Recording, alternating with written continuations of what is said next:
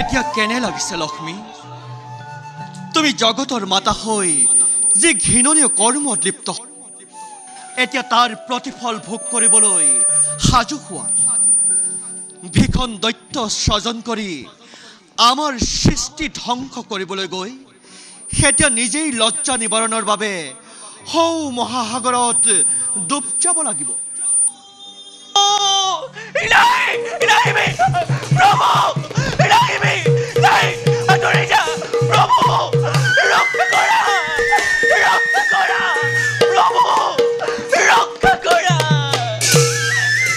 তুমি আমাক স্পৰ্শ নকৰিবা লক্ষ্মী। তোমাৰ প্ৰায়শ্চিত্ত হ'ব লাগিব। প্ৰভু, অপনা নাৰী মই দুৰ্বল মুহূৰ্ততেনে মোৰ নকৰিবলগীয়া কাম কৰি পেলালো।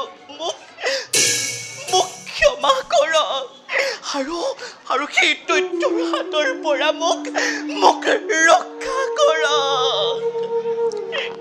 লক্ষ্মী, আজি তোমাক দৈত্যৰ হাতৰ পৰা ৰক্ষা কৰাৰ ক্ষমতা আমাৰ নাই।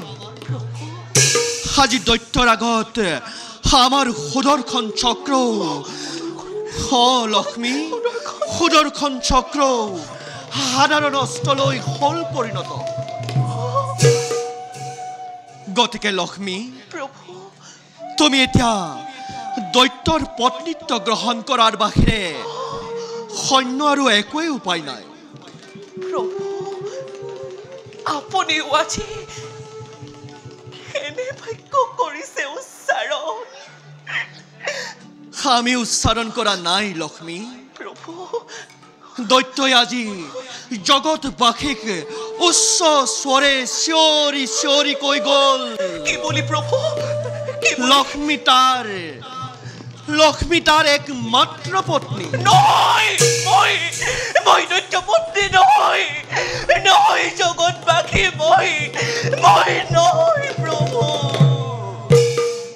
গতিকে লক্ষ্মী, তুমি আৰু এতিয়া বৈকুণ্ঠপুৰী শুৱনি কৰিব নোৱাৰিবা। প্ৰভু, আজিৰ পৰা তোমাৰ বাবে বৈকুণ্ঠৰ দুৱাৰ চিৰদিনৰ বাবে ৰুদ্ধ হ'ল।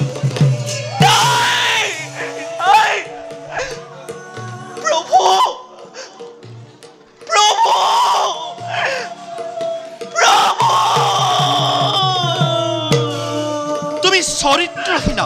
ক্ষমা কৰক, মোক ক্ষমা কৰক প্ৰভু, মোক ক্ষমা কৰক। ক্ষমা কৰাৰ প্ৰশ্নই নাহে লক্ষ্মী, যিহেতু তুমি দৈত্যৰ পত্নী। নহয়, মই দৈত্য পত্নী নহয়। সেয়েহে আজি মই তোমাক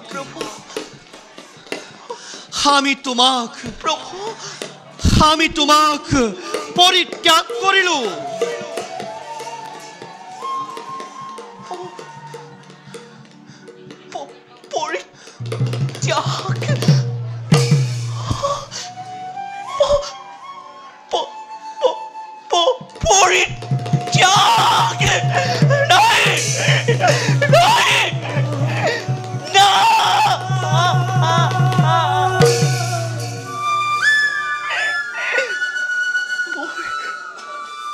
মোৰ অৱস্থা এতিয়া কি হ'ব প্ৰভু? স্বৰ্গ, মৰ্ত্য আৰু পাতাল, সেই তিনিও লোকতে লুকাই থাকি তুমি দৈত্যৰ পৰা হাত সাৰিব নোৱাৰিবা। যিহেতু তুমি তাক অমৰত্ব বৰ প্ৰদান কৰি স্ৰজন কৰিছা, এতিয়া তুমি লজ্জা নিবাৰণৰ বাবে সৌ মহাসাগৰত ডুবকৈ থাকিব লাগিব।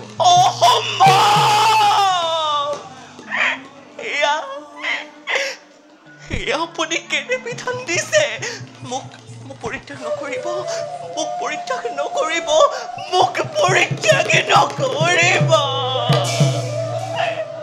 গৰ্বিতা নাৰীৰ উপযুক্তই শাস্তি হৈছে। শুনা লক্ষ্মী, তুমি যদি জগতৰ মাতৃ হৈ থাকিব বিচাৰা, বিচাৰো প্ৰভু, আৰু যদি তুমি তোমাৰ সতীত্ব ৰক্ষা কৰিব বিচৰা, বিচাৰো। তেন্তে তুমি তোমাৰ বিলুপ্তি সাধন কৰিবই লাগিব। মোৰ মোৰ মোৰ মৃত্যুৱেই আবাহন কৰক, আবাহন কৰক আপোনাৰ সুদৰ্শন, আপোনাৰ সুদৰ্শনেৰে মোৰ মুণ্ড ছেদন কৰি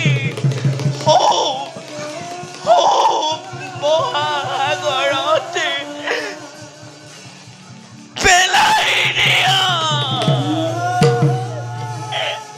লক্ষ্মী, আৰু পলম নকৰিবা, নহলে আৰু ভয়ংকৰ বিপদৰ সন্মুখীন হবা। যথা ধৰ্ম তথা জয়। প্ৰভু, লক্ষ্মী, প্ৰভু, যাক তুমি বুদ্ধিহীনা বুলি সেৱক জ্ঞান কৰিছিলা, সৰস্বতী, সেই সৰস্বতী আজি তোমাৰ এনেকুৱা অৱস্থা কৰিলে। এতিয়া তুমি তিনি কল্প ধৰি সৌ সাগৰত লুকাই থাকিব লাগিব, আৰু সময়ত তোমাক মই কৰিম উদ্ধাৰ। প্ৰভু,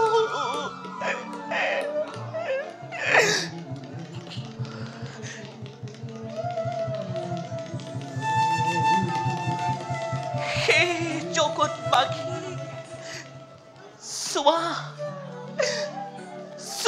আজি লক্ষ্মীৰ অৱস্থা।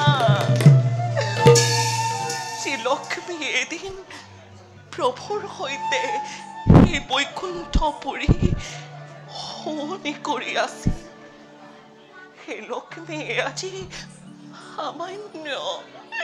সামান্য এটি ফুলৰ বাবে প্ৰভু কক্ষচ্যুত ধূমকেতুৰ দৰে এই মহাকাশৰ পৰা খহি পৰি মহাসাগৰত ডুব যাব।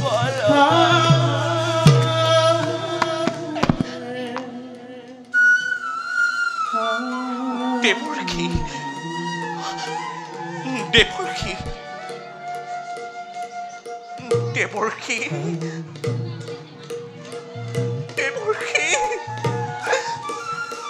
দেৱৰ্ষি, তুমি যে তোমাৰ কুমন্ত্ৰণা মোৰ ওপৰতে প্ৰয়োগ কৰি মোৰ বাবে এই বৈকুণ্ঠ দ্বাৰ চিৰদিনলৈ ৰুদ্ধ কৰালা। তোমাকো দিছো আজি মই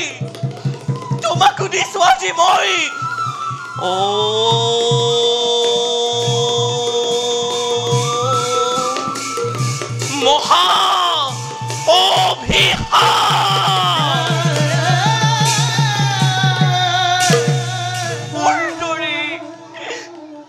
তুমিও এদিন বৈকুণ্ঠৰ পৰা খহি পৰিবা।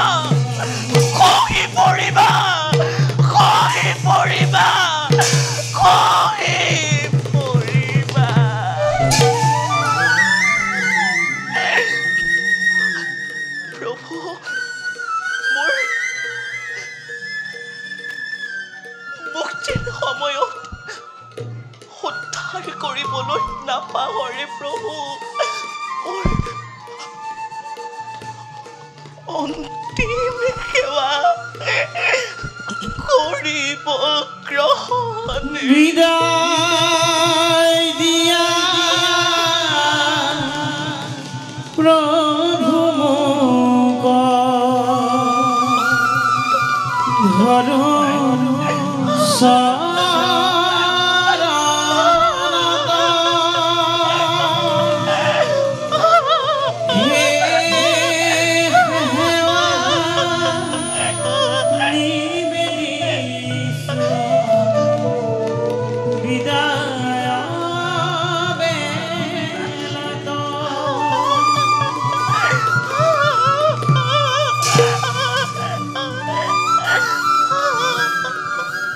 ততেই বিষ্ণু ততেই লক্ষ্মী হৈ তুমি বৈকুণ্ঠপুৰী শুৱনি কৰিব লাগিছিল কিন্তু ভাগ্যৰ কি বিড়ম্বনা আজি তোমাক সকালতে হেৰুৱাব লগা হোৱাত আমি কি মৰ্মান্তিক বেজাৰ পাইছো মোৰ হৃদয় ভাগি ছিগি চুৰমাৰ হৈ গ'ল লক্ষ্মী মোৰ হৃদয় ভাগি ছিগি চুৰমাৰ হৈ গ'ল আজি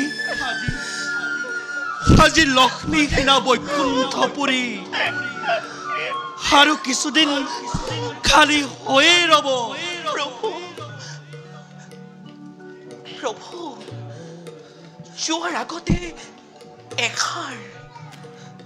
এষাৰ কথা কৈ যাওঁ মই হয়তত্য অমৰ নহয় প্ৰভু সীতাৰ একেই আকৃতিৰ প্ৰাণীৰ হাততে নিধন হ'ব মনত ৰাখিব প্ৰভু সীতাৰ একেই আকৃতিৰ প্ৰাণীৰ হাততে নিধন হ'ব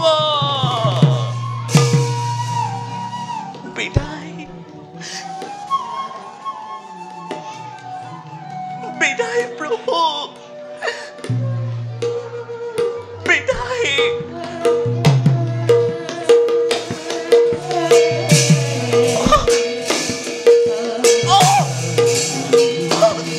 লক্ষ্মী লক্ষ্মী চাৰিওফালে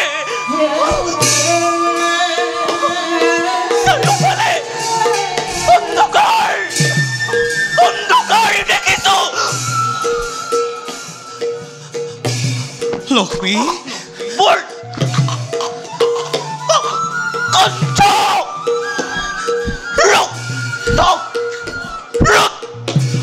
হৈছে মই আপোনাক দেখা হৈছো মোৰ কি হ'ল মোৰ কি হৈছে লক্ষ্মী তুমি আৰু পলম নকৰিবা তোমাক সমস্ত পাপে আগুৰি ধৰিছে যোৱা লক্ষ্মী তুমি সাগৰৰ ফালে গতি কৰা প্ৰভু পাছলৈ ঘূৰি নাচাবা লক্ষ্মী বিদায় যোৱা লক্ষ্মী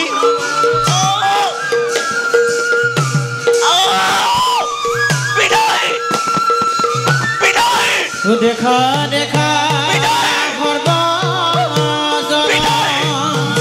ঈশ্বৰৰ লীলা লজ্জা ভয়ে লক্ষ্মী দেৱী সাগৰে বিলা বিদায় অ